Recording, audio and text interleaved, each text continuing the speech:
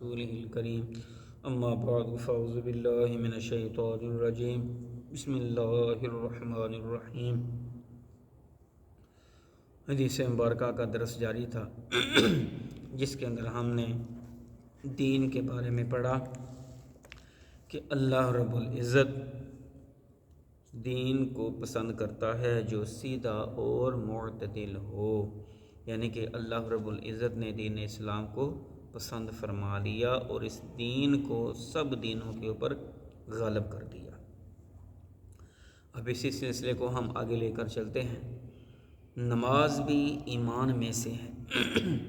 ابھی یاد رکھیں کہ یہ ایمان کی جو شاخیں میں نے شروع میں بیان کی تھی کہ اللہ رب العزت کے محبوب نے فرمایا کہ ایمان کی 60 اور چند شاخیں ہیں، یہ وہ بیان ہو رہی ہیں۔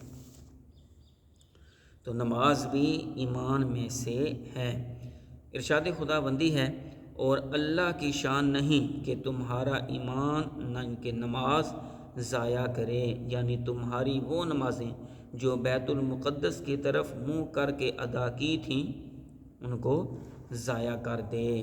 یعنی کہ اس سے مراد یہ ہے کہ اللہ رب العزت نے فرمایا کہ جس وقت مسلمانوں کا قبلہ جو ہے وہ بیت المقدس تھا، تو فرمایا کہ اللہ اس وقت لوگ اس طرف منہ کر کے نماز پڑھتے تھے، پھر اس کے بعد جو ہے وہ کعبہ شریف جو ہے وہ مسلمانوں کا قبلہ ہوا، وہ بنا۔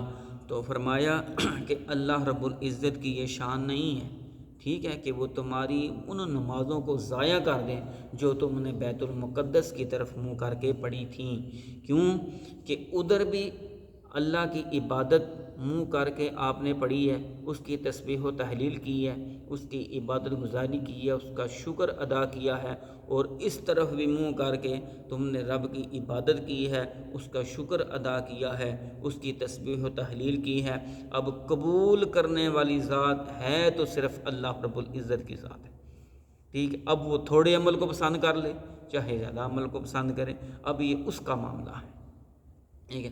ہمارا کام ہے کہ عبادت بجا لانا، ہمارا کام ہے کہ اپنے رب کا شکر ادا کرنا، ہمارا کام ہے کہ اپنے رب کی دی ہوئی نعمتوں کا شکر ادا کرنا۔